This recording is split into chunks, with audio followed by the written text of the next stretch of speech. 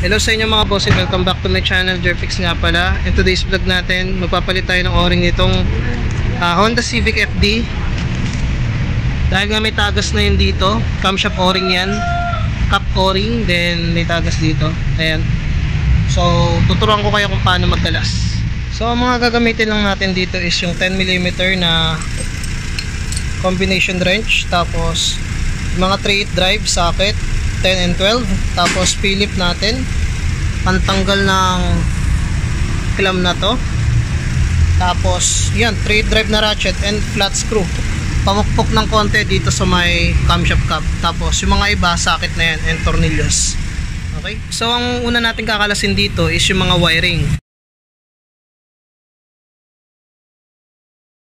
Kakalasin natin yung wiring dito, yung dalawang tornilyo para mahawi, yung dalawang tornilyo rin ito para mahawi, tapos may plastic siya dito, kakalasin natin yan. Tapos tatanggalin natin yung air cleaner, then yung mga tornilyo, air filter housing. After nun, yung mga socket, and may mga tornilyo siya na dalawa, G's or 10, at saka 12mm sa bracket. Okay, yun lang para mahawi yung ating wire box. Tapos minsan optional din naman, kung mahirap pa rin hatakin, tinatanggal natin yung mga wire and tinatanggal natin yung mga tornilyo na yan, para nang sa ganun ay mahatak pa natin and makalusot yung camshaft cap o-ring. Okay, ayan, nakaandar yung makina. Syempre make sure na walang check engine light na lilitaw dyan kapag ginawa natin. First step natin, tanggalin yung terminal ng battery.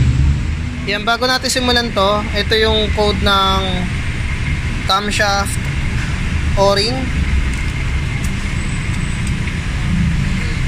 Ayan, tapos ihawi lang natin tong wiring box nya. Then meron kasi siyang ground ng ECU dyan. Kapag halimbawa ito ay nagkamali sa pagbalik, siguradong hindi na-under yung inyong sasakyan. Kalasin lang natin to, yung air cleaner nya.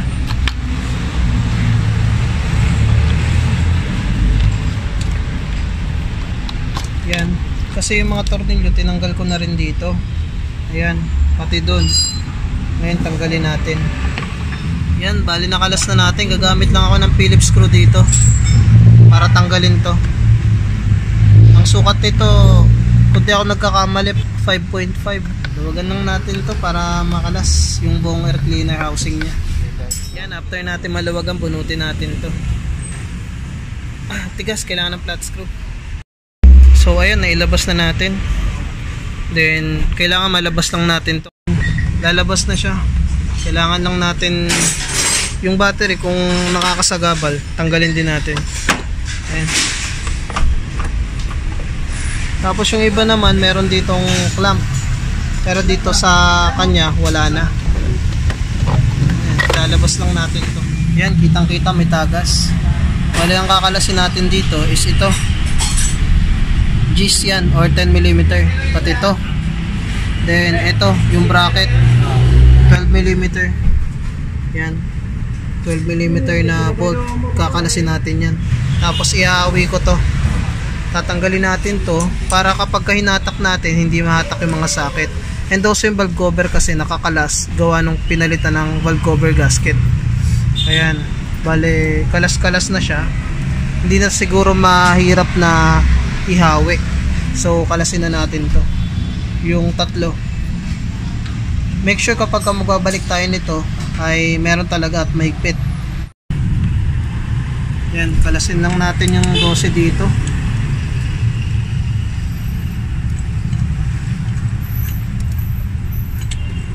Niluluwagan to Ayan, may 12 tayo dito. After nun, ito.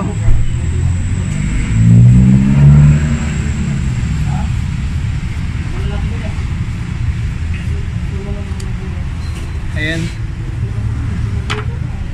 Ito naman.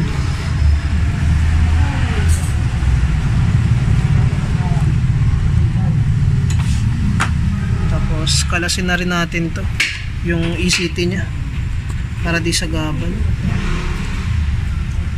Ayan. Then, meron siyang lock dito. Sabihin.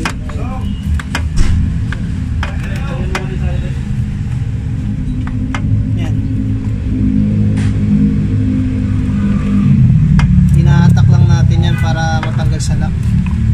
Ayan. Tapos dito rin. Ayan.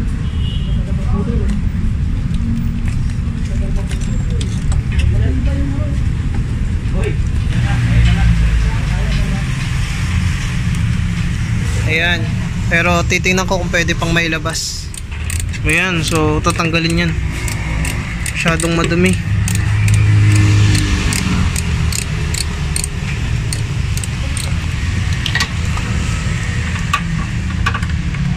Ayan. Tapos tinanggal na rin yung konti nito. Mga socket kasi para mahatak ng konti. Ayan. Sa mga Honda City naman, di naman kailangan. Kung halimbawa na hindi ka automatic transmission, pwede nang kahit ihawi lang. Okay, tanggalin natin yung dalawang bolt dito. Yan. 10. So gumamit ako ng combination wrench. Tanggalin lang natin. Yan. Tapos kamayin lang para madukot. Yan. Medyo masikip lang pero kaya naman pagtyagaan. Kasya naman tanggalin natin lahat dito. Okay, kalasin ko lang. Yan.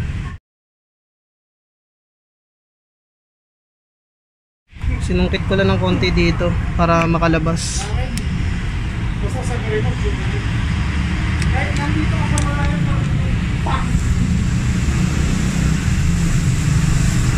Ayan, bale sinungkit ko lang siya dito. Tapos pinukpok na ng konti kaya napapansin nyo na merong mga marka. Kailangan yan. Ayan, tanggal na. Hindi nyo pwede ikutin kasi meron yung biyak. Okay na kuya, tanggal na. So may sensor kasi yan. Kailangan hindi natin pihitin. Sungkitin lang natin hanggat maaari. Huwag lang natin pipilitin. Lagyan natin WD-40 kung ayaw. Kasi kailangan pantayan. Mapipingas yung dulo nyan kapag pinilit natin. Tanggalin na lang natin, lulusot ko na lang.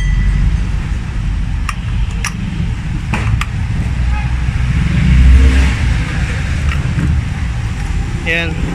May biyak yan. Hindi natin pwedeng ikutin. Kasi andito yung sensor. Tapos ito yung o-ring nya. Ito, pinukpok ko siya ng konti. Para masungkit. Dahan-dahan lang hanggang sa lumabas. So ginamit ko lang dito flat screw. Para masungkit. Okay? O yan guys, papalitan natin to. Ito yung code. Tapos ito yung camshaft o-ring natin. Top. Bale ito matigas na. Ay, putol na oh. Wala na. Okay. Palit natin. Ayan, lagay natin.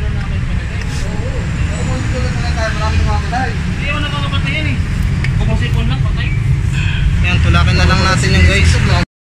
Yan, bale kapag pinasok natin yan, kung nahihirapan tayo, pukpukin lang natin ng konti dito para pumasok kasi minsan makunat yung bago. Tapos i-align lang natin dito para pumasok. Ngayon higpitan na natin ng 10mm.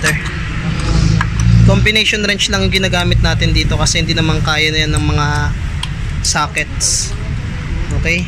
Yan, higpitan ko yan. Oras na para ibalik. Balik natin to. Tulak lang yan. Sakit ng kamay ko. Yan. Tapos pasok natin. Yan. Yan. So lagay ko lang yung dito. Tapos may takip rin yan. Ayan. Ayan. Lagay ko lang yung 10mm dito. Isa. Dalawa. Ayan. Bali na ilagay ko na yung dalawang tornilyo. Tapos lagay natin to.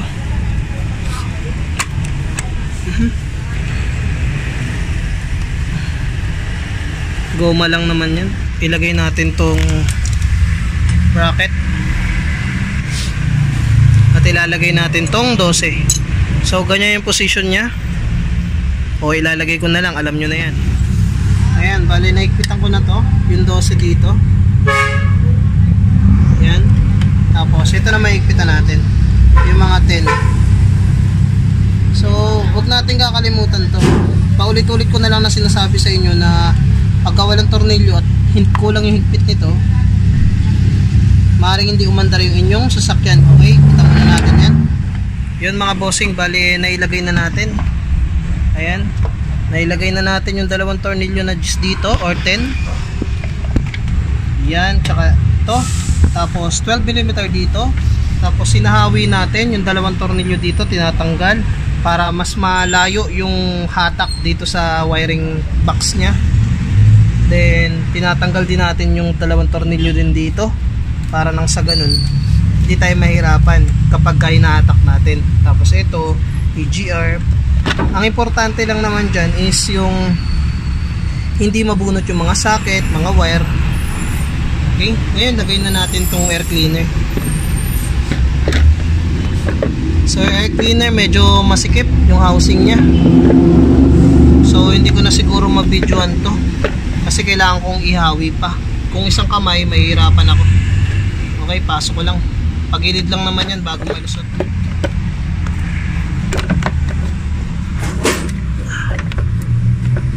Sabay lang natin to. Ayan.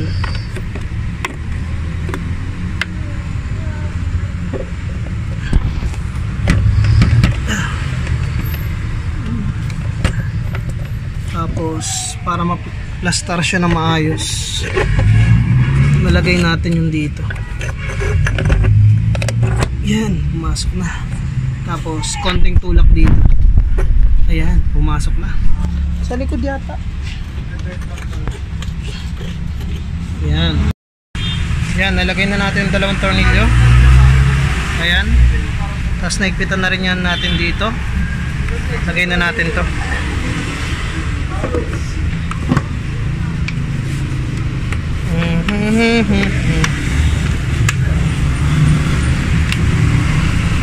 Lagay natin to socket. Alright. Okay, after natin may lagay na natin yung terminal ng battery. Alright. So ganun lang mga bossing yung pagkakalas ng camshaft o-ring natin sa gilid ng ating Honda Civic FD. Kahit na mga Honda City, meron din yung mga o-ring. Then sa mga Honda CR-V, iba naman din yun, ibang makina kasi yun eh. Tapos ayun, sana may natutunan kayo sa video natin for today. And lilinisan ko na lang din to. And make sure na wala tayong makakalimutan dito kasi siguradong magkakaroon ng check engine and baka hindi pa umandar. Make sure na yung mga socket ay nakakabit. Okay? Alright, bali paandar rin natin. Tingnan natin kung magkakaroon ng check engine or hindi aandar yung sasakyan na ito.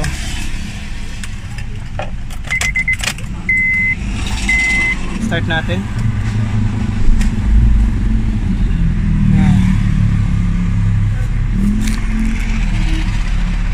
So wala siyang check engine pero mataas. Pero normal lang naman kapag mataas yung RPM niyan kapag cold start.